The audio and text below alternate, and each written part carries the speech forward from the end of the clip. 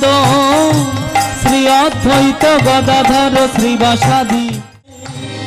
আজ 1 বছর পূর্ণ হয়ে গেল রাজা সাগরের অশ্বমেধ যজ্ঞ। কথা কি ছিল? যজ্ঞের হোমের অগ্নি প্রজ্বলিত থাকবে। যজ্ঞের যে বর্ষ চতুর্দেশ ভ্রমণ করে এসে যজ্ঞের অগ্নিতে পূর্ণ আহুতি দেওয়া হবে, তারপরে অশ্বমেধ যজ্ঞ পূর্ণ হবে। কিন্তু অশ্বমেধ যজ্ঞের অশ্ব তো ফিরে এলো না। 1 বছর পূর্ণ হইল যজ্ঞের, না হইল অবশেষে। 1 বছর পূর্ণ হয়ে গেল কিন্তু যজ্ঞ পূর্ণ হলো না। রাজা সাগর, আপনাদের কষ্ট দিয়ে কিছু করবো না, খুব অল্প সময়ের মধ্যে লীলা বিশ্রামে চলে যাবে। ঠিক এই কথাগুলো আপনারা একটু মন দিয়ে আস্বাদন করুন। মাত্র কয়েকটা মিনিট, তো আর জীবনের কত সময় কতখানি কেটে গেল, আর কতক্ষণ সময় বাকি আছে আমরা কেউ জানি না। হ্যাঁ, আমি এখান থেকে কেশবপুর যাবো কি আমার বাড়ি চলে যাবো আমিও জানি। কেশবপুরে আমার এখানকার বাড়ি, কিন্তু এখান থেকে কেশবপুর যাবো কি একবারে বাড়ি চলে যাবো তা কি আমরা জানি? এখানে আমরা যাহারা এসেছি প্রত্যেকে বাড়ি পৌঁছাতে পারবো, এখানকার বাড়ি আমরা কিন্তু কেউ জানি না। তাই আজ রাজা সাগর ওনার যে পুত্র অসমঞ্জ, এই অসমঞ্জের একটা পুত্র হয়েছিল যাহার নাম অংশুমান। অংশুমানকে রেখে রাজা অসমঞ্জ চলে গিয়েছিলেন বনে তপস্যা করতে। বনে তপস্যা করতে চলে গিয়েছিলেন। এই অংশুমানকে দাদামশাই অর্থাৎ রাজা সাগর ডেকে বললেন, দাদু ভাই, তুমি একবার তোমার তাতুগণকে অন্বেষণ করে এসো, তোমার তাতুগণকে অন্বেষণ করে এসো। তাই আজ অংশুমান চতুর্দেশে অন্বেষণ করলেন, কিন্তু কোথাও অশ্ব পেলেন না, তাতুগণকেও পেলেন না। অবশেষে তাকিয়ে দেখেন কপিল ঋষির আশ্রমে সেথায় আছে যজ্ঞ অশ্বকে করেছে বন্ধন। সেখানে যজ্ঞ অশ্ব কিন্তু বন্ধন করলো কে? কোন ব্যক্তির ধ্যান ভঙ্গ করা হচ্ছে অপরাধ। কোন ব্যক্তি যদি ধ্যানরত অবস্থায় থাকে তাহার ধ্যান ভঙ্গ করা অপরাধ। বাবা মন সরে যাচ্ছে নাকি? ঠাকুমা ঘুম আসতে চায় না? হ্যাঁ, মাত্র অল্প একটু সময়। কোন ব্যক্তির ধ্যান ভঙ্গ করা অপরাধ। অংশুমান কি করলেন? মনের সম্মুখে দিয়ে বসলেন। মনে তো ধ্যানস্থ, ধ্যান ভঙ্গ হয়ে গেলে মনে জিজ্ঞাসা করলেন, বাবা তুমি কি আমাকে কিছু বলতে চাও? অংশুমানের পরিচয় জিজ্ঞাসা করলেন, কে তুমি? অংশুমান পরিচয় দিলেন, আমি হই সাগরের নাতি। সাগরের ছিল 60,000 তনয়।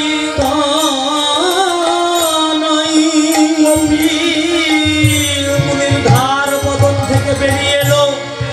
আমার নেত্রের অগ্নিতে তাহারা হয়েছিল ভস্মময়। আমার নেত্রের অগ্নিতে তারা ভস্ম হয়ে গিয়েছিল। এবার অংশুমান কপিল মুনির চরণে লুটিয়ে বললেন, হে মুনিমা, বলি আমার বংশে কিবা গতি, বলি আমার বংশে কিবা গতি। ওরে কেমনে পাবে আমার বংশ অপহতি।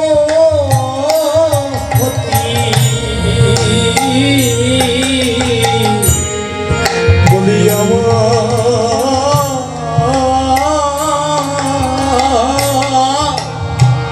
বংশের কিবা গতি। কেমনে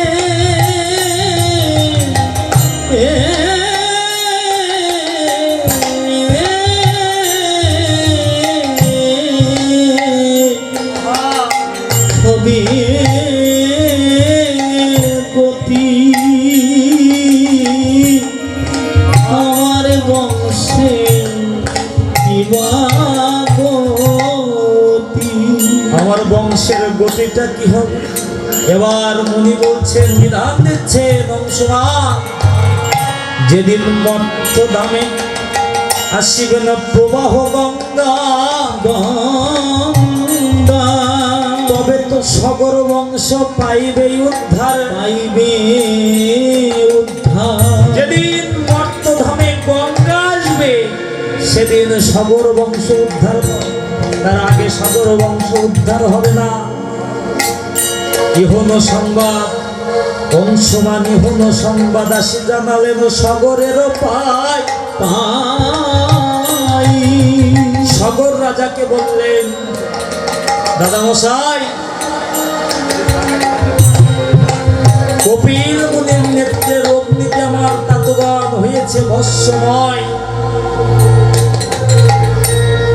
রাজা সগর চিন্তা করলেন, যদি কোনোদিন মর্তধামে প্রবাহ গঙ্গা আসে তাহলে আমার বংশ উদ্ধার হবে, নচেত হবে না। তাই উনি গঙ্গার সন্ধানে গেলেন। পুত্র অসমঞ্জকে বন থেকে ফিরিয়ে নিয়ে এসে তাহার উপর রাজ্যভার অর্পণ করে উনি চলে গেলেন গঙ্গার তপস্যায়। হেড মুন্ড অর্ধ ঊর্ধ্বপদ, অর্থাৎ মাথা নিচের দিকে দিয়ে পা উপরের দিকে দিয়ে, হেড মুন্ড ঊর্ধ্বপদ, হেড মুন্ড ঊর্ধ্বপদ মানে মাথা নিচের দিকে দিয়ে পা উপরের দিকে দিয়ে, গ্রীষ্মের সময় অগ্নিকে প্রজ্বলিত করে, অর্থাৎ গরমের দিনে আগুন জ্বালিয়ে, শীতের সময় বক্ষে বরফ চাপা দিয়ে, শীতের সময় বুকে বরফ চাপা দিয়ে গঙ্গার তপস্যা করছেন। কিন্তু উনি জানলেন না কে গঙ্গা, কোথায় গঙ্গা। আনা তো দূরের কথা, উনি দেহ রাখলেন। অবশেষে পুত্র অংশমানের উপরে রাজ্যভার অর্পণ করে চললেন অসহঞ্জ গঙ্গার সন্ধান। উনিও চলে গেলেন, উনি আর ফিরে এলেন না।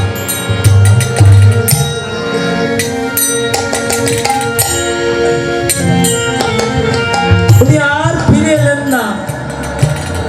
ফিরে না আসবার পরে ওনার যে পুত্র ছিল অংশমান, ওনার একটা পুত্র হয়েছিল রাজা দিলীপ। দিলীপের পরে রাজ্যভার অর্পণ করে উনি গঙ্গার তপস্যায় চলে গেলেন।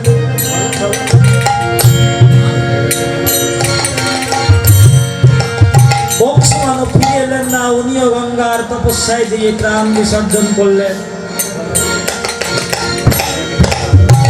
দিলীপ রাজা চলে গেলেন, কিন্তু দিলীপ রাজার কোনো পুত্র সন্তান রেখে গেলেন না। অবস্থাটা একবার খেয়াল করুন। ইতিপূর্বে যাহারা গেছেন তারা তো কিছু দেখে গেছেন নাকি? হ্যাঁ, আমি এসেছি, আমি যদি কিছু রেখে না যাই তাহলে যে জবাবটা দেবো কি? রাজা দিলীপ কিন্তু কোনো পুত্র সন্তান না রেখেই চলে গেলেন, মানে রাজ্যভার ত্যাগ করে চলে গেলেন গঙ্গার সন্ধান। উনি ফিরলেন না। ওদিকে দেবতারা চিন্তা করছেন, শুনেছি বিষ্ণু জন্মিবেন সূর্য কুলেতে, তবে কেমনে বাড়িবে বংশ নির্মূল হইলে, কেমনে বাড়িবে বংশ নির্মূল হইলে। বংশ নির্মূল হয়ে গেলে বাড়বে কিভাবে? বংশ যদি এখন নির্মূল হয়ে যায় বাড়বে কিভাবে? মানে রাম আসবেন, আসবার জায়গা কোন? জায়গার প্রয়োজন আছে। আমরা এখানে অনুষ্ঠান করছি, একটা জায়গার প্রয়োজন না? হ্যাঁ, ঠাকুর অনুকূল চন্দ্র ওনার বাণীতে বললেন, কত শুভ আত্মা বাতাসে ঘুরে বেড়াচ্ছে, শুধু একটা জায়গা খুঁজে বেড়াচ্ছে নামবে তাই। কিন্তু সেই জায়গা কোথায়? বাবা লোকনাথের মা গর্ভে ধারণ করেছিলেন স্বয়ং শিব অবতার বাবা লোকনাথকে, ভগবান শ্রীকৃষ্ণের যিনি মাতা গর্ভধারিণী, উনি তাহাকে গর্ভে ধারণ করেছিলেন। প্ল্যাটফর্মটা কিন্তু একেবারে ছোট ভাবে দেখলে হবে না। শুভ আত্মারা বাতাসে ঘুরে বেড়াচ্ছেন, আমার জায়গা পাচ্ছে না। তাই ঠাকুর অনুকূল চন্দ্র বারবার মায়েদেরকে বললেন নিজেকে সেভাবে তৈরি করা। দেখুন, আমাদের অনেক গান আছে, যেমন একটা গানের উদাহরণ দিচ্ছি, আমি গাচ্ছি না, জয় রাধা রাধা বলে ডাকো রে মন তুমি, ডাকো রে মন তুমি সকাল সাজে প্রেমেরও ডাঙ্কা বাজাও রে মন, জয় গুরু বলে। এই গানটা যদি আমরা করি, করার সঙ্গে সঙ্গে কিন্তু মন একটু উতলা হয়ে যায়। কিন্তু একবার বিবেচনা করুন, জয় রাধা রাধা বলে, মানে রাধা দেবীকে ডাকার কথা বলছে, জয় রাধা রাধা বলে ডাকো রে মন তুমি, ডাকো রে মন তুমি সকাল সাথে, সকাল এবং সন্ধ্যাবেলায় ডাকো। এই গানকে বিশ্লেষণ করে এবং যে সিটিং অনুষ্ঠানটা হয়, ঠাকুর অনুকূল চন্দ্রের যে অনুষ্ঠানটা হয়, ওখানে যেয়ে আমি যে তত্ত্বটা বললাম, ওখানে যে মন্ত্র দান করা হয়, একটা নাম দান করা হয়, মন্ত্রটা হচ্ছে একটা নাম। আমার দীর্ঘ বিশ্বাস এই নামটাই হচ্ছে রাধা নাম, এই নামটাই হচ্ছে রাধা নাম। তা আসতে গেলে তো জায়গার প্রয়োজন, জায়গা ছাড়া তো কোনো জায়গা ছাড়া কেউ অবস্থান করতে পারে না। তাই রকেট নামতে গেলে রকেটের একটা প্ল্যাটফর্ম, প্লেন নামতে গেলে তেমন একটা এয়ারপোর্ট, হেলিকপ্টার নামতে গেলে হেলিপ্যাড, তাই না? সবকিছু আলাদা আলাদা ভাবে। গাড়ি রাখতে গেলে গাড়ির একটা স্টেশন করতে হয়, ঠিক তদ্রূপ ভাবে রাখার একটা জায়গা তৈরি করতে হবে আমাদের মায়েদের। দেবতারা বলছেন, যদি বংশ নির্মূল হয়ে যায় তাহলে কি হবে? রাম আসবেন, তা আসবেন কোথায়? বংশ যদি নির্মূল হয়ে যায়। দেবাদিদেব মহাদেব বললেন, সে দায়িত্ব আমার। তাই উনি আজ কি করলেন? অযোধ্যা গেলেন। চড়ি বিষয় আরোহণে দেব পঞ্চাননে আইলেন সগর ঠাই। চড়ি আরোহণে দেব পঞ্চাননে আসিলেন অযোধ্যা। বিষয়ারোহণে দেব পঞ্চাননে আইলেন অযোধ্যা নগর। চড়ি আরোহণে দেব পঞ্চাননে আসিলেন অযোধ্যা নগর। ওহে শুনো হে দারি তোমারে বলি, শুনো হে দারি তোমারে বলি, দ্বার ছাড়ি দাও এক্ষুনি, দ্বার ছাড়ি দাও এক্ষুনি। আরে ওরে ও দারি তোমাকে বলি, দ্বার ছাড়ি দাও এক্ষুনি, দ্বার ছাড়ি দাও এক্ষুনি।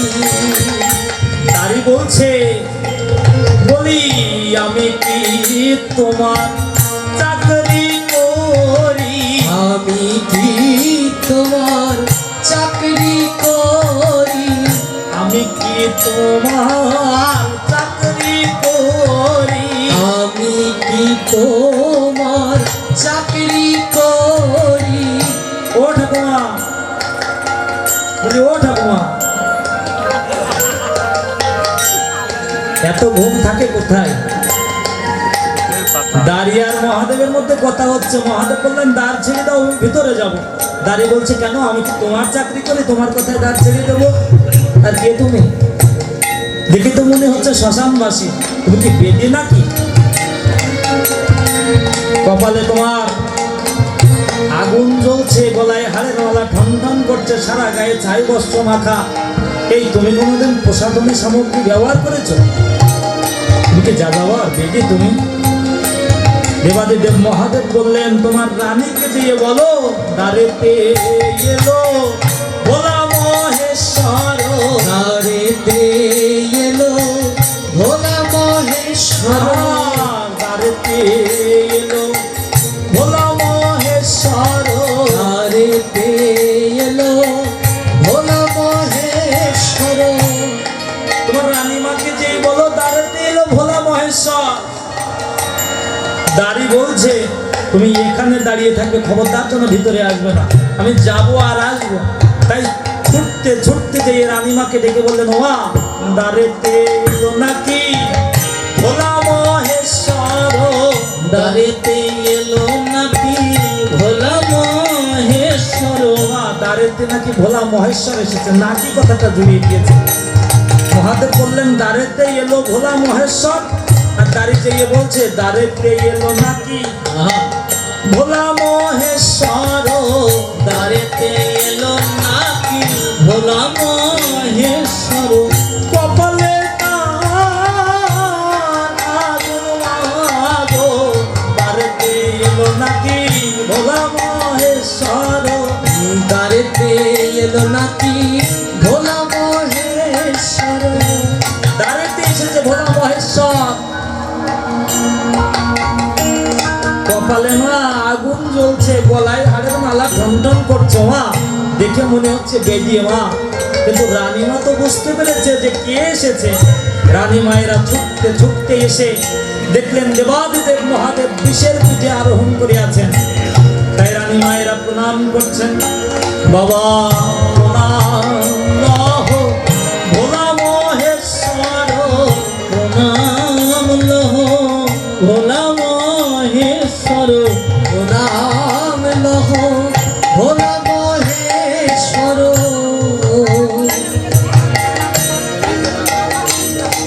বাবা তুমি প্রণাম গ্রহণ করো। কিন্তু মহাদেব ডেকে বললেন, বাবা প্রণাম করলে আশীর্বাদ করতে হয়। বাবা তোমরা পুত্র গতি হও মাগো, তোমরা পুত্র গতি হও মাগো। রানীরা জিজ্ঞে কামড় বলছে, বাবা একে আশীর্বাদ করলেন। কেমনই মোরা মা হইব, এমনে মোরা মা হইব। মোদের তো আর স্বামী নাই গো, কেমনই মোরা মা হইব, মোদের তো আর স্বামী নাই গো, কেমনে মোরা মা হইব। মা হবো কিভাবে বাবা, আমাদের তো স্বামী নাই। মহাদেব বললেন, আমার বাক্য মিথ্যা হয় না, বলেছি যখন হবে, আমি বলেছি যখন হবে। দুই রানী মিলে তোরা করো গিয়া রতি, দুই রানী মিলে তোমরা করো গিয়ে রতি, দুই রানী মিলে তোমরা করো গিয়ে রতি। দুই রানী মিলে তোমরা করো গিয়ে রতি। অবশ্যই আমার বলে কইবে সন্ততি, আর অবশ্যই আমার বলে হইবে সঙ্গতি। অবশ্যই আমার বলে সন্তান হবে, আমি কথা দিচ্ছি। ঠিক যেদিন আশীর্বাদ করলেন ওই দিনই গর্ভে সন্তান চলে এলো। 10 মাস পূর্ণ হলো সব সময়, 10 মাস পূর্ণ হলো প্রসব সময়। ছোট রানী প্রসব লয়া মানুষের হৃদয়। আর ছোট রানী প্রসবিল মানুষের হৃদয়, আর ছোট রানী প্রসবিল মানুষের হৃদয়। ছোট রানী একটা মাংস প্রসাব করেছে, হস্ত নেই, পদ নেই, বদন নেই, কিচ্ছু নেই, মাঝে মাঝে একটু নড়াচড়া করছে, মানে আত্মাটা আছে, প্রাণটা আছে। তাই রানীরা দুজন দুজনকে জড়িয়ে ধরে কাঁদছে। বলি কৃত্তিবাস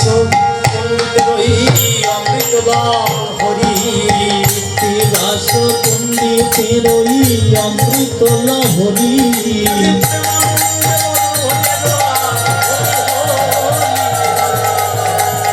হরি হরি বলো। এই যে সন্তান নড়াচড়া করছে না, হস্ত নেই, পদ নেই, বদন নেই, কিচ্ছু নেই, এইটাই কিন্তু ভগীরথ।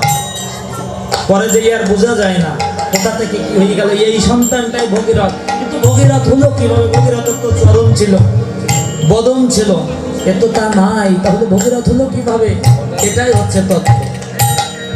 দুই রানীকে জড়িয়ে ধরে কাঁদছেন আর বলছেন, ও দিদি, বলি এবার দিদি কি হইল দিদি, আমার দিদি কি হইল দিদি এটা কি হয়ে গেল এ যে হওয়ার চেয়ে না ছিল ভালো বলি আর দিদি কি হইল দিদি এটা কি হয়ে গেল আমার সে না না ছিল ভালো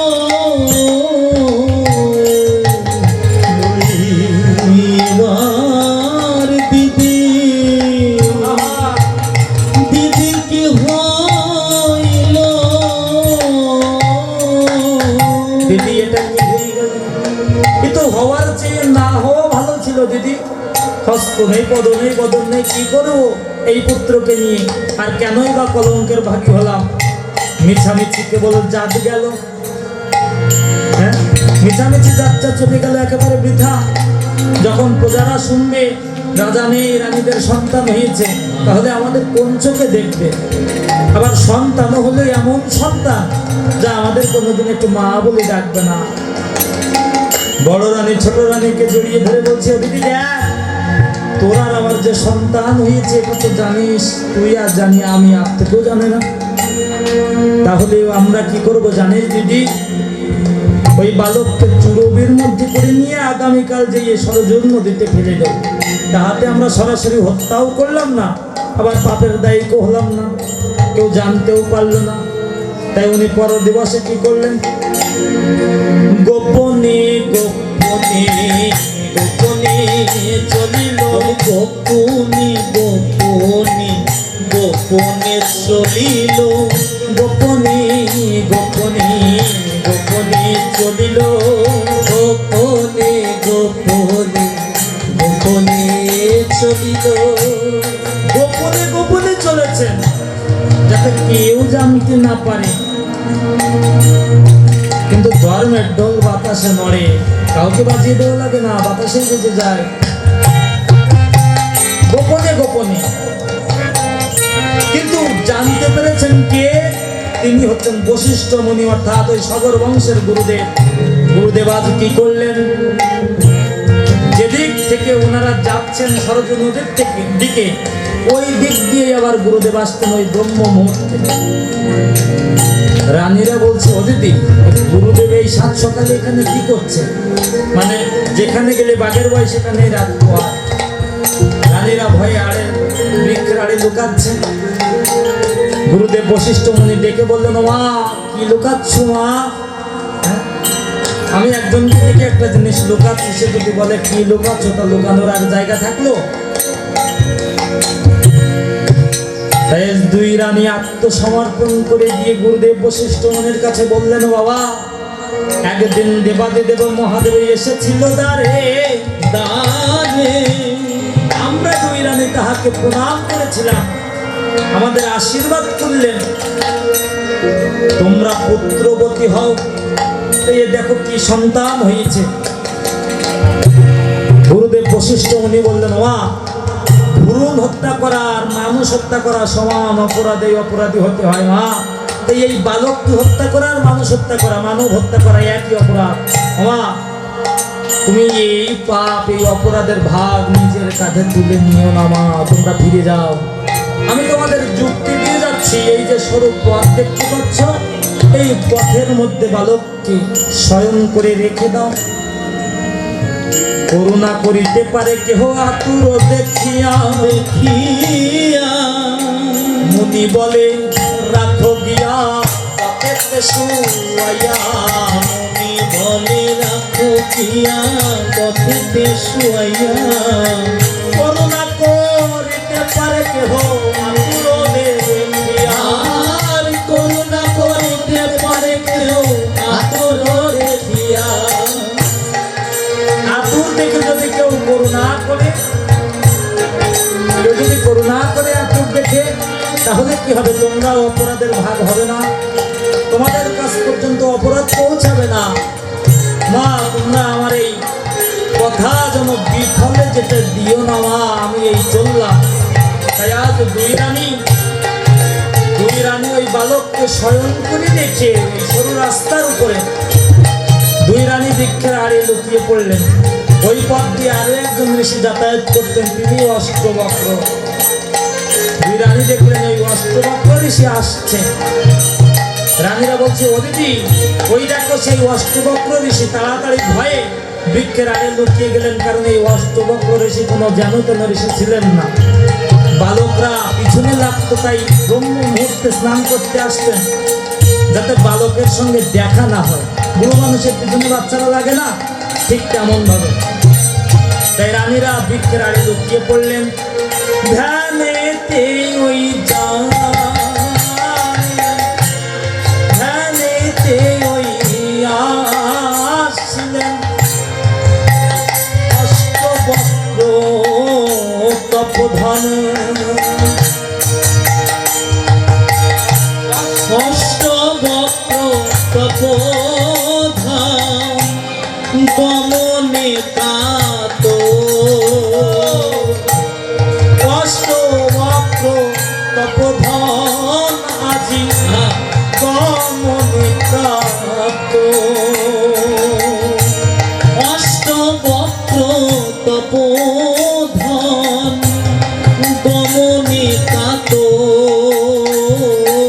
অষ্টবক্র ঋষি আসছে, বালক তেমনি আছে হরিব। পথের অষ্টবক্র ঋষি আসছে, বালক পথের উপর শুয়ে আছে। অষ্টবক্র ঋষি ডেকে বললেন, বালক সরে যা, সরে যা বাবা, দেখ আমার বৃদ্ধ বয়স, আমার পিছনে আর লাগিস না। বালক সরে না, বলে এই দেখ আমি বলছি সরে যা। বালক সরে না। তৃতীয়বার বললেন, এই আমি কিন্তু অভিশাপ করবো, সরে যা। শেষবার বলছি। বালক শুনলেন না, বললেন ভস্ম হয়ে যা। ভস্ম হলেন না। ঋষি অষ্টবক্র বললেন, আমি ঋষি অষ্টবক্র, আমার অভিশাপ ব্যর্থ হয়ে যায়, কে এই বালক? উনি সঙ্গে সঙ্গে ধ্যানস্থ হয়ে গেলেন। ধ্যানস্থ হয়েই দেখলেন এটা দেবাদিদেব মহাদেবের সত্তা। তৎক্ষণাৎ উনি আশীর্বাদ করলেন। আর মুনি বলে, জন্মে থাকি স্বভাবে আর মনে বলে জন্মিস যদি স্বভাবে এমন। আমার মনে হোক তোর মদন মোহন।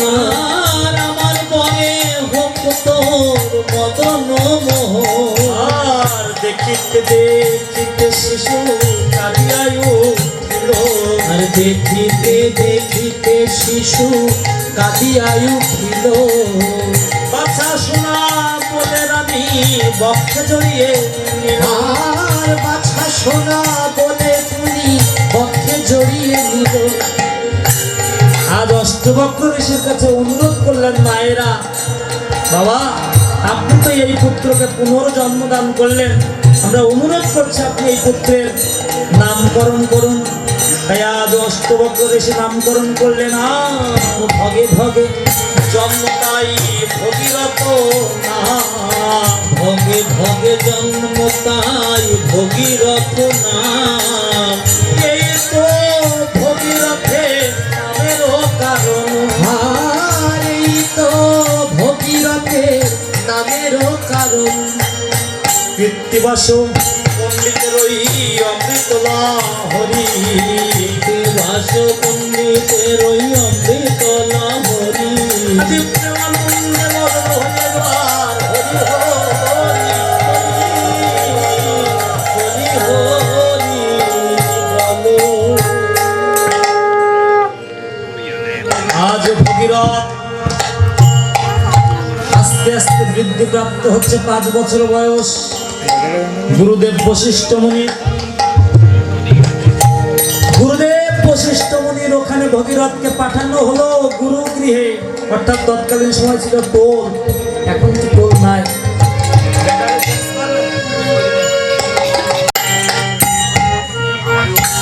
আজ ভগীরথ গুরুদেব বশিষ্ঠ মুনির আশ্রমে গেলেন গুরু শিক্ষা নেওয়ার জন্য। বালকে বালকে যখন দ্বন্দ্ব বাঁধিল, চারজ বলিয়া গালি ভগীরথকে দিল। বালকে বালকে দ্বন্দ্ব বেঁধেছে, বলে এই তোর বাবার নাম কি বলতো? এখন ভগীরথ তো বাবার নাম জানে না, পিতার নাম জানে না। তাই আজ ভগীরথ কাঁদতে কাঁদতে গুরু গৃহ থেকে, যে আমার বাবার নামে যদি আমি না জানি তা আমার এই বিদ্যা শিক্ষা অর্জন করে লাভটা কি? হ্যাঁ, তাই উনি চলে এলেন নিজের গৃহে। সন্তানের যদি কিছু হয় মায়ের লাগে ব্যথা, সন্তানকে বোঝাইতে মায়ে কয়ে কিছু কথা। সন্তানকে বোঝানোর জন্য মা কিছু কথা বললেন। কথাটা কি ছিল? বাবা, তোমার কি হয়েছে? তুমি কাঁদছো কেন? মানে কোথাও ভগীরথকে খুঁজে পাওয়া যাচ্ছে না। অবশেষে মায়েরা তাকিয়ে দেখলেন, মায়েরা যেখানে শয়ন করেন, শয়ন কক্ষে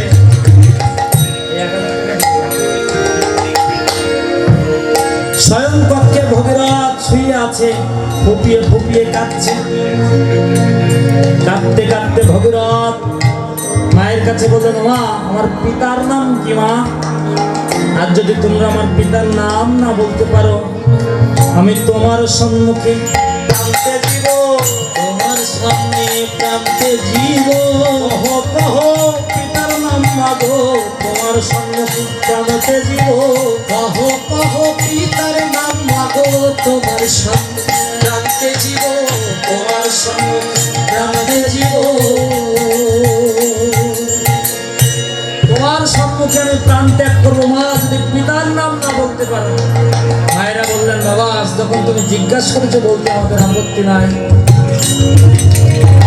সগরের ছিল 60,000 তো নয়।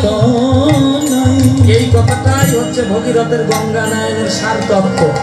সগরের ছিল 60,000 তো নয়। কপিল মুনির নেত্রে রোগ মুতে তাহারা হয়েছিল ভস্মময়। মানে পুরি ছাই হয়ে গেল। যদি কোনোদিন মর্তদামে বহে প্রবাহ গঙ্গা, তবে তো সগর বংশ পাইবে উদ্ধার। তাই তোমার বংশের পূর্বপুরুষেরা প্রত্যেকেই গঙ্গার সন্ধানে চলে গেছে, কেউ আর ফিরে আসেনি। কিন্তু গঙ্গার সন্ধানও কেউ পায়নি। ভগীরথ বললেন, মা আমি যাব গঙ্গার সন্ধানে, আজই যাব। বলে, বাবা তুমি তো শিশু। বলে, মা শিশুকালে কৃষ্ণ ভজে কৃষ্ণ পাওয়ার আসে। যৌবনকালে কৃষ্ণ ভজে কৃষ্ণ আসে বানায় আসে। বৃদ্ধকালে কৃষ্ণ ভজে ওই জমের তরাসে। আমার পূর্বপুরুষেরা বোকা ছিল, তাই গঙ্গা আনতে পারেনি। মা আমি যাব গঙ্গা আনতে। মানে বহু দূরের রাস্তা।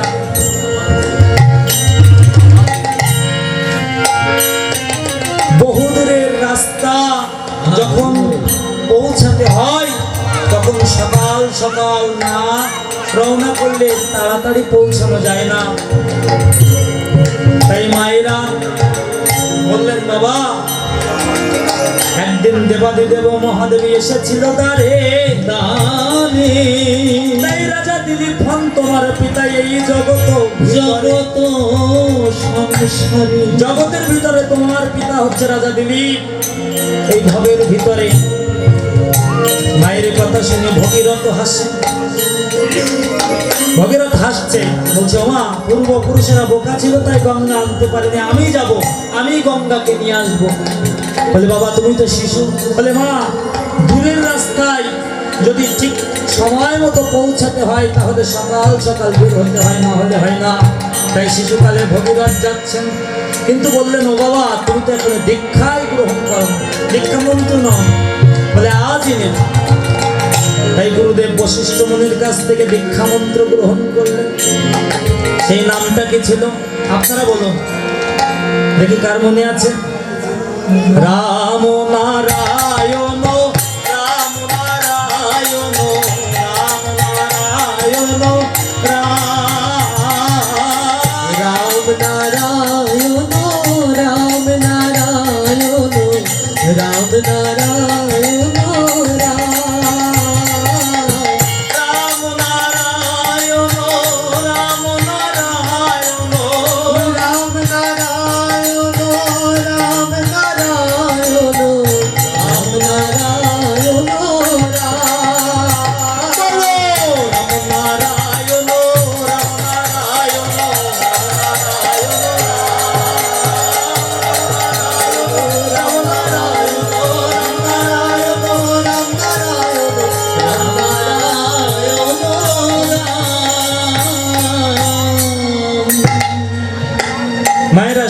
কথা না বললেই নয়। যখন আমাদের এই দলটা ভালো করে গোছানো হয়নি, হঠাৎ করে আমার মনে পড়েছিল রাম ও নারায়ণ, কারণ আমি নারায়ণের পূজা করি। তাহার ইচ্ছায় আমার জন্ম, তাহার ইচ্ছায় আমার মৃত্যু হবে। সত্যি কথা, বাস্তব কথা, একমাত্র ওনার সেবা দেওয়ার জন্যই আমার জন্ম, আর কিচ্ছু না। ওই নারায়ণের শালগ্রাম শিলা পূজা করবার জন্যই আমার জন্ম, তাহা ছাড়া আর কিচ্ছু নয়। আর রামায়ণ তো পরের কথা। তাই মনে পড়ে গেছিল রাম নারায়ণ, সেই নামটাই দলের নামকরণ করেছিলাম রাম নারায়ণ। জগতের মহানাম, এর থেকে উপরে আর কোনো নাম হয় না। রাম নারায়ণ রাম।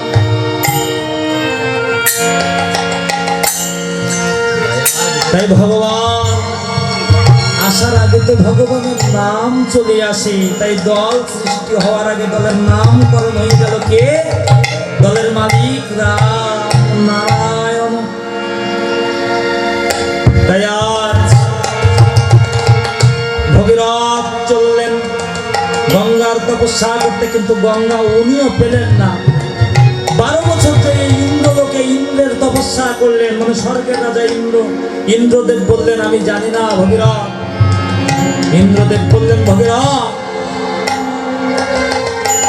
ইন্দ্র বলে ভগীরথ যদি গঙ্গা লবে ভজ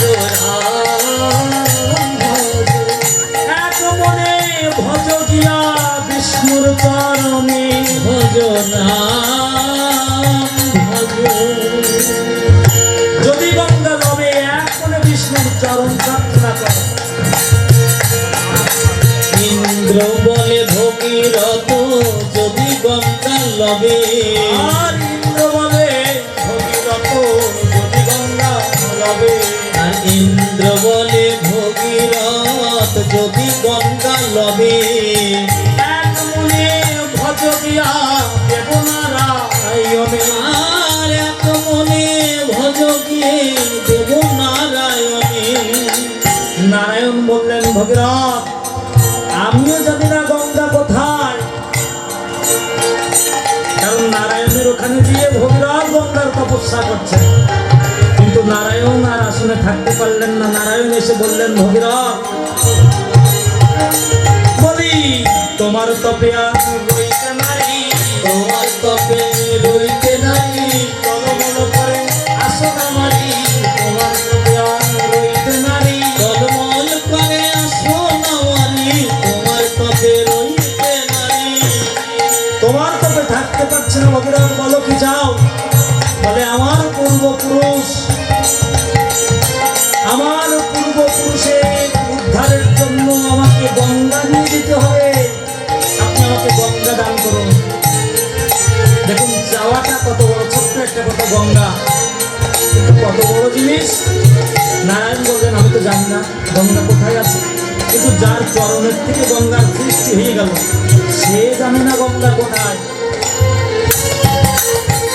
আমরা রামায়ণ কীর্তন আপনাদের আস্বাদন করাচ্ছি ভগবানের ইচ্ছায়, কিন্তু যদি আমরা আমাদের কথা বলি বাস্তবিক সত্য কথা আমরা কিচ্ছু জানি না।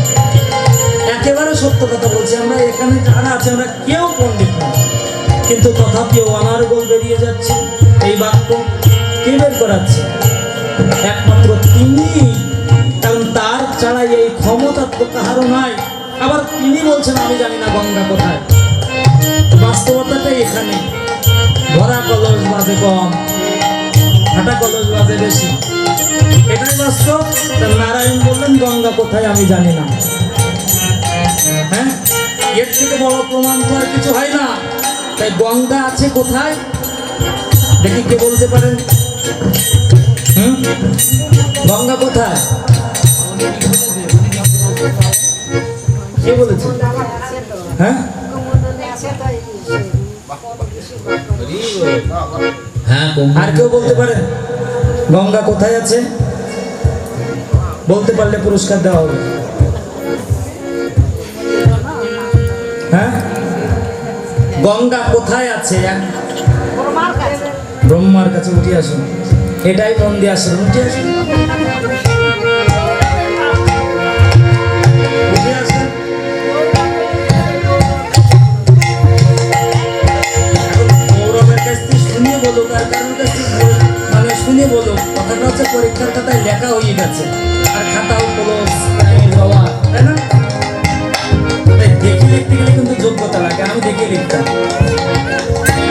লিখতাম। তা দেখে লিখতে গেলেও যোগ্যতার প্রয়োজন হয়। ভগবানের কাছ থেকে চেয়ে নিয়ে এই 100 টাকা আমার কি হয় আমি জানি না, হয়তো মাসে সম্পর্ক হবে, অন্য মনোযোগ সহকারে রামায়ণ কীর্তন আস্বাদন করবার জন্য আমরা তাহাকে এই 100 টাকা দিই। টাকা দিয়ে তো মানুষকে পুরস্কার দেওয়া যায় না, কিন্তু জাগতিকভাবে এই 100 টাকা দিয়ে আমরা তাহাকে পুরস্কার দান করি। নিতাই গৌর সেখানে হরি হরি।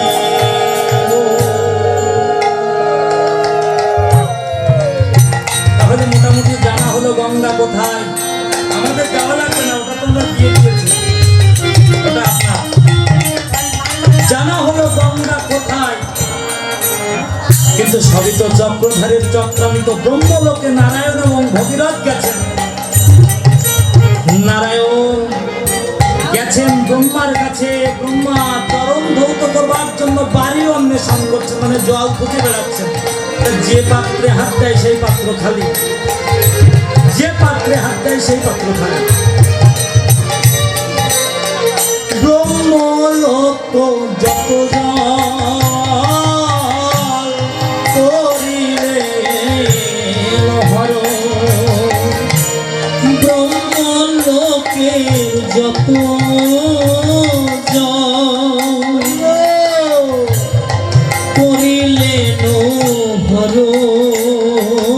ব্রহ্মলোকের যত জল, সমস্ত জল নারায়ণ আগে থেকেই হরণ করে রাখলেন।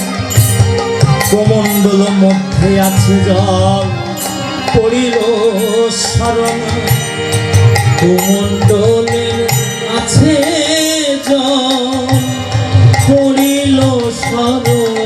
কমণ্ডলের মধ্যে জল আছে, স্মরণ করে গেছে পূর্ব বিবরণ, যে আমি একটু জল রেখেছিলাম, দেখি তো আছে কিনা। তাই প্রজাপতি ব্রহ্মা সেই পাত্রে হাত দিয়ে দেখে একেবারে যেমন জল তেমনই আছে, একটু নষ্ট হয়নি। তাই নারায়ণের চরণে ঢেলে দিলেন। আমরা বাড়িতে ব্রাহ্মণ আসলে কি করি? চরণ ধরতে পারি। দেখুন, টাকা লাগে না। আমাদের জাতিগত পেশা কিন্তু যাজন যোজন অধ্যায়ন, অর্থাৎ আপনারা সহজ ভাষায় যেটাকে বলেন ঠাকুর মশাই বা পুজো করতে এসেছে, এই যে পূজারী ব্রাহ্মণ, এটা আমাদের কর্ম। মহানন্দ দাদা একটা জ্ঞানের কথা আমাকে একদিন বলেছিলেন, দাদা আপনি যত টাকাই ইনকাম করেন না কেন, জাতিগত পেশা কোনোদিন ছাড়তে নেই। ওনার জাতিগত পেশা কিন্তু এই যে লোহার কাজ করে। তা উনি কোটি টাকা ইনকাম করলে ওনার বাড়িতে সেই স্মৃতিটুকু কিন্তু এখনো বেঁচে আছে, কারণ এটা হচ্ছে জাতিগত পেশা। ভগবান জাতিগত বিদ্যা যাহার মধ্যে যেটুকু দান করেছেন, একবার হিসাব করে দেখুন তাহার উপরে কেউ যেতে পারেনি। ব্রাহ্মণকে ডেকে পূজা করাবেন, সেই যে মনের উদার লাভ হবে। মানে আমাকে একজন ডাক্তার বললেন, বিয়াই ব্রাহ্মণ ডেকে পুজো করাতে হবে কেন, জাতিতে কায়স্থ। আমি বললাম কাকে দিয়ে করাবেন? বলে আমার পুজো আমি করবো। তাহলে সামনে সরস্বতী পূজা, আপনার বাড়ির পূজা কেন আপনি করবেন? এবার বলেন না বিয়াই, তা আবার হবে না, কেন লজ্জা করবেন? ডাক্তারের লজ্জা করছে। বলে ডাক্তারের চেয়ারে বসে আছেন, লজ্জা করছে না? ডাক্তারের চেয়ার তো কোনো সামান্য জিনিস না। বলে না, আমি তো এই বিদ্যায় পারদর্শী। তাই আমি বলেছিলাম সেদিন, পুরোহিত ওই বিদ্যায় পারদর্শী, তাই তাহাকে ছাড়া ওই কর্ম সম্ভব নয়। বিদ্যাটা দান করেছে কে? ভগবান। চতুর্বর্ণ মায়া সৃষ্ট গুণ কর্ম বিভাগ, 4টি বর্ণ সৃষ্টি করেছে আলাদা আলাদা ভাবে। দেখুন গুণ কর্মটাও আলাদা আলাদা ভগবান সৃষ্টি করলেন। তাই আজ নারায়ণ, এই যে আমি যে কথাটা বলছিলাম, আমার এখন তো আর আগের মতো যজমান নাই, কারণ একটা সময় ছিল, আজ থেকে প্রায় 7 বছর আগের কথা, আমার উপনয়ন হয়ে যাওয়ার পরে আমি এই যজমানের কর্মটাই বেশি করতাম, বা ওইটার পরে আমার। কিন্তু রামায়ণে আসার পরে ওই পথটা কিছুটা কমিয়ে দেওয়া হয়েছে। কিন্তু যাহা দুই একটা যজমান হচ্ছে আমার বন্ধু অমিয় কুমার পাল, বাংলাদেশ বিমান বাহিনীর একজন সদস্য, রিসেন্ট চাকরি হয়েছে কিছুদিন আগে।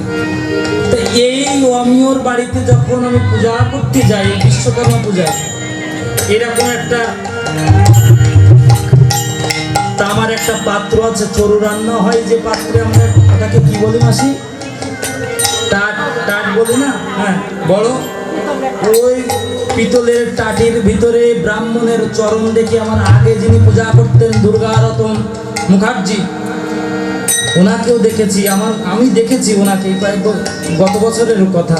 ওনার চরণ ওই টাটির ভিতরে রেখে কাঁসার বদনায় জল নিয়ে সেই জল দিয়ে চরণ ধৌত করে নিজের অঞ্চল দিয়ে চরণ মুছিয়ে তাই ব্রাহ্মণকে পূজার আসনে বসান। পূজা করা লাগবে ব্রাহ্মণের, যজমানের কল্যাণ এমনি হয়ে যাবে। বাড়ির ব্রাহ্মণ উনি আমার আচার্য গুরু, ওনাকে ভক্তি করলে, ওনাকে শ্রদ্ধা করলে, উনি বাড়িতে এলে এমনি পূজা হয়ে যাবে, তার ভুল ধরা লাগবে না। উনি একটা ফুল দিয়েই বলবেন আমার যজমানের মঙ্গল হোক। ভগবান মঙ্গল দান করতে বাধ্য, মানে আমরা যেমন ভগবানের কথা শুনতে বাধ্য, ভগবান ভক্তের কথা শুনতে বাধ্য। পুরোহিত একটা ফুল নিয়ে ঘটের উপরে দিয়ে বলবেন আমার যজমানের কল্যাণ হোক, মন্ত্র লাগবে না, কল্যাণ হতে বাধ্য। তাই যজমান থাকলে ব্রাহ্মণের ওরকম দুই একটা যজমান থাকলেই যথেষ্ট, ওইরকম দুই একটা যজমান থাকলেই যথেষ্ট। পুরোহিত অসুস্থ হয়ে গেলে যজমান চলে আসবে, কারণ যজমান হচ্ছে পুরোহিতের সন্তান। পুরোহিতের একদিন খাওয়ার কষ্ট হলে যজমান দিয়ে যাবে। এটাই পুরোহিত যজমানের সম্পর্ক। এই সম্পর্কটা যদি বজায় থাকে তাহলে জাতিগত পেশা বজায় থাকবে। এই পুরোহিতের কাজ ছেড়ে দিয়ে আর চাকরি করতে যাবে না, কারণ চাকরি করতে গেলে কেউ প্রণাম করে না, প্রণাম করে ব্রাহ্মণকে। খেয়াল করেছেন, ব্রাহ্মণকে প্রণাম করে চাকরি করতে গেলে ছাড় করতে করতে দিন অর্ধেক চলে যায়।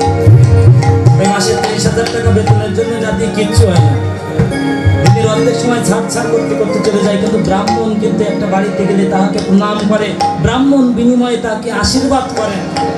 তাই নারায়ণের চরণ ধৌত করে দিচ্ছে। ওই যে জল বয়ে চলে যাচ্ছে, মানে নারায়ণের চরণের জল আবার তার চরণে ঢেলে দেওয়া হলো। ওই জল বয়ে চলে যাচ্ছে, নারায়ণ ডেকে বললেন ভগীরথ, নিজের হস্তের শঙ্খ ভগীরথের হস্তে দিয়ে বললেন ভগীরথ ওই দেখো গঙ্গা চলে যাচ্ছে, আর আগে আগে যাও ভগীরথ, শঙ্খ বাজাইয়া আগে আগে যাও ভগীরথ, শঙ্খ বাজাইয়া। পিছে পিছে যাবে না গঙ্গা পথ দেখিয়া, আর পিছে পিছে যাবে গঙ্গা পথ দেখিয়া। শঙ্খ বাজাইতে বাজাইতে ভগীরথ, শঙ্খ বাজাইতে বাজাইতে ভগীরথ যায়। পিছে পিছে গঙ্গা আসিতে লাগে, আর পিছে পিছে গঙ্গা এবার পিছে ধাই। গঙ্গা পিছন দিয়ে যাচ্ছে, কিন্তু দেবতারা বললেন হে পিতা, এই গঙ্গা তো আপনার সম্পদ, আমরা আপনার সন্তান।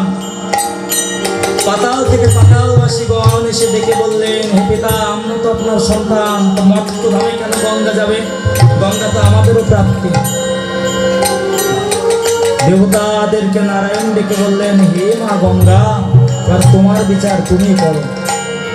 তাই গঙ্গা ধারা 3টি ভাগে বিভক্ত হয়ে গেল। স্বর্গে একটা ধারা চলে গেল, তিনি হচ্ছে মন্দাকিনী। মর্তে যে ধারাটা চলে এলো তাহার নাম ভাগীরথী। আর পাতালে একটা ধারা চলে গেল, তার নাম ভোগবতী। 3টি ভাগে বিভক্ত হয়ে গেল। কিন্তু মর্তধামে গঙ্গা আসবেন, আস্তে আস্তে নারায়ণকে বললেন হে পিতা, আমি মর্তে যাব না। কেন বাবা তুমি মর্তে যাবে না?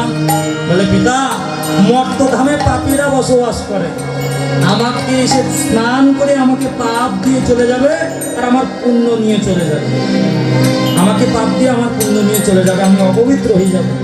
কিন্তু নারায়ণ ডেকে বললেন মা গঙ্গা, তুমি অপবিত্র যেমন হবে একবার ভেবে দেখো, যদি কোনো ঋষি, প্রকৃত সাধক তোমার এই গঙ্গায় স্নান করে, তুমি তাহার শক্তিতে আবার তুমি প্রজ্বলিত হয়ে পবিত্র হয়ে থাকবে।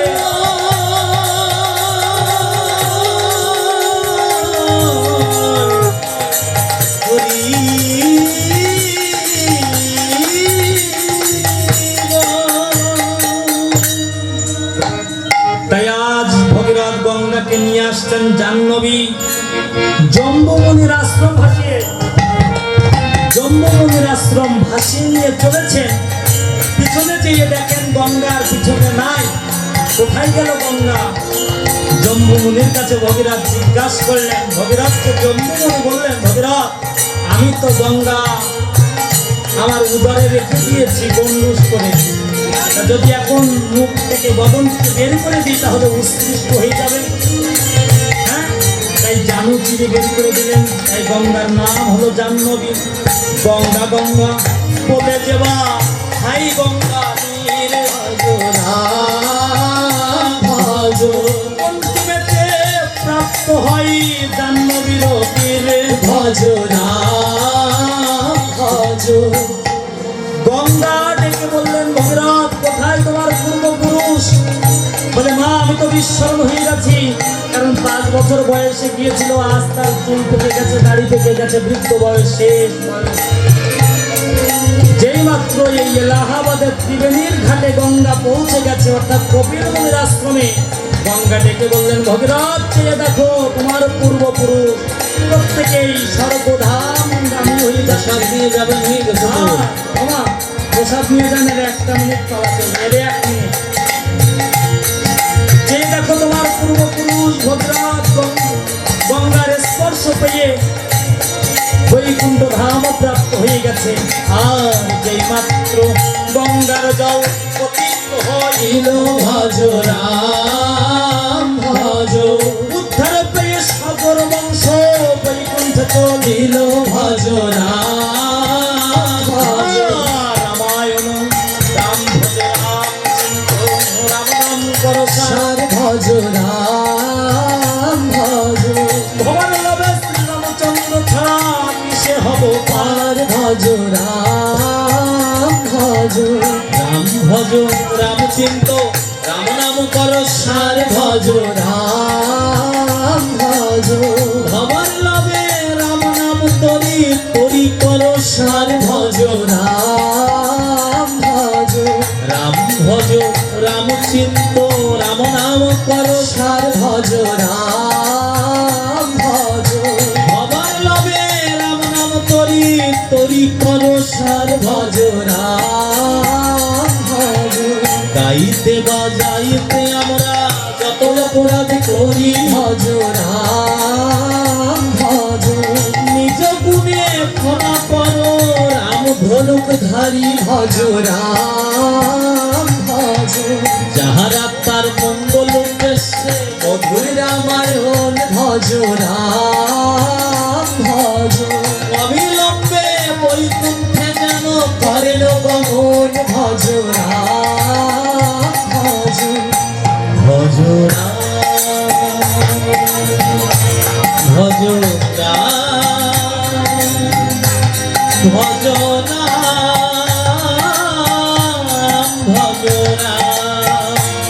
ভজ রাম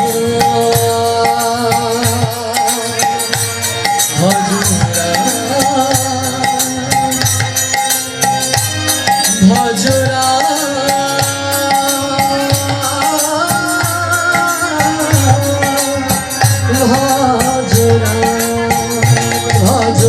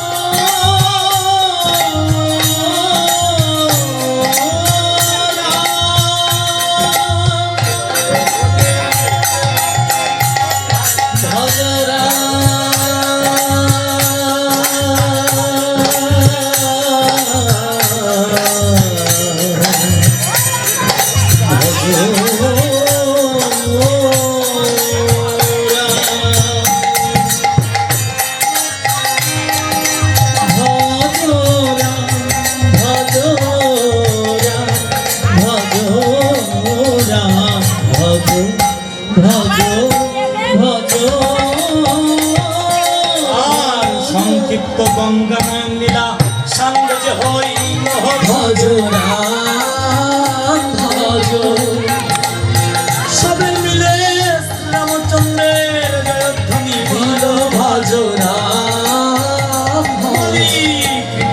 বসো পণ্ডিতে লই অমৃত হরি ভজরা ভজো প্রেমানন্দে বদল হয়ে একবার হরি হরি হরি বলো জয় জয় রঘুপতি রাঘব রাজা রাম পাবন জয় সীতারাম জয় জয় রঘুপতি রাঘব রাজা রাম পতিত পাবন জয় সীতারাম আরে কোথায় আছেন কর্তা বাবু সীতারাম আর আশ্রম আছে কর্তা বাবু অন্য পাত্র বস্ত্র সহ